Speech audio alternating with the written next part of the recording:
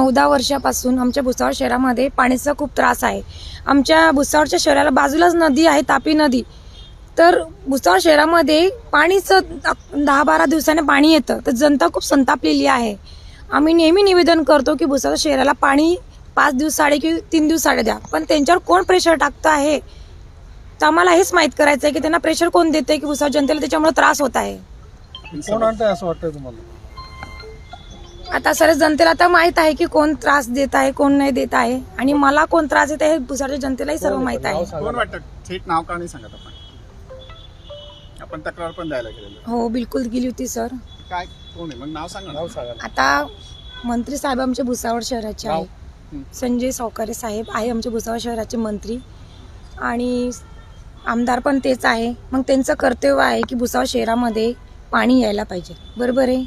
आणि पाणी हे भुसावळ शहरामध्येच नव्हे तर सर्वात दूर भुसावळ म्हणजे सर्वात जास्त जो त्रास आहे तो भुसावळ शहरामध्येच आहे, कारण तापी नदी जवळ असल्या पण जनतेला जो त्रास होत आहे तो तसं तरी नको व्हायला पाहिजे। आणि जे लोक पाणी सोडता ते नेमकं फक्त मोजकेच एरियामध्ये भरपूर वेळ पाणी सोडता आणि भरपूर एरियामध्ये कमी पाणी सोडता, पण तसं पण नको व्हायला पाहिजे ना। मग लोकांची नाराजगी आहे की नगराध्यक्ष मॅडम तुम्ही तरी त्यांना सांगा, मी सांगून थकली तरी ते लोक त्याच्यावर ऍक्शन नाही उचलत आहे। त्यांना कोणाचा दबाव आहे काय आहे ते त्यांना तरी समजून घ्यायला पाहिजे की कमीत कमी पॉलिटिक्स साईडला ठेवायला पाहिजे। हा जनतेचा विकासाचा मुद्दा आहे, कमीत कमी जनतेचा विचार करायला पाहिजे। याविषयी आपण तक्रार केली का?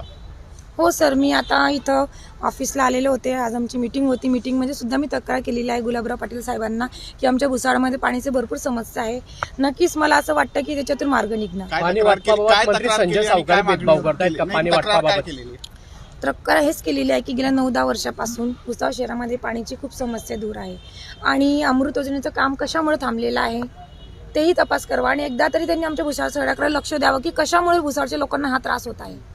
दुसरं तुम्ही पोलीस अधीक्षकांकडे एक मागणी केली, सावकार आणि त्यांच्या पत्नींवरती गुन्हा दाखल करण्याची मागणी केली, काय विषय काय कारण असं काय? सर, विषय असा आहे की माझे आबा पण वारलेले आहे, माझे आबांचे वडील पण वारलेले आहे, आमची 4थी पिढीचे लोक वरचे लोक वारलेले आहे, आणि हे संजय सावकारे साहेब त्यांच्या अधिकारीला आणि त्यांच्या पीएला तिथे पाठवता आणि तिथं सांगता त्यांचे तिकडनं डॉक्युमेंट आणा। आता जर ते व्यक्ती नाही आहे आणि जो व्यक्ती आहे त्याचा आमचा काहीच संबंध नाही, तिथं आमची काहीच प्रॉपर्टी नाही, तिकडनं खोटे डॉक्युमेंट आणून माझ्या डॉक्युमेंटमध्ये लावले। म्हणजे लोकांमध्ये हे काय प्रसिद्ध करताय की यांनी घरी बसायला पाहिजे, आणि त्यांचं एकच उदाहरण आहे की नगराध्यक्ष मॅडम घरी बसायला पाहिजे। आता लोकांनी मला निवडून दिलेलं आहे तर सर त्यांना हे समजायला पाहिजे की तुमच्या हातामध्ये 25 वर्षापासून सत्ता आहे, कमीत कमी मला तर विकासाचे कामं करू द्या।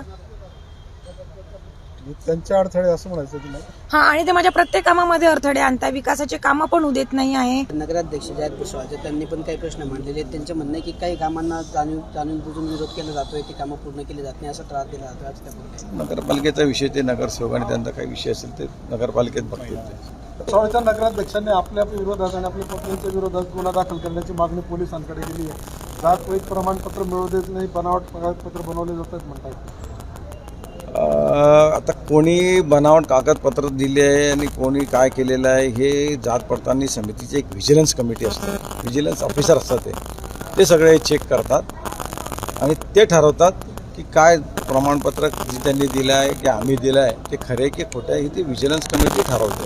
त्याच्यामुळे ते ठरवेल आणि त्याच्यातलं जे सत्य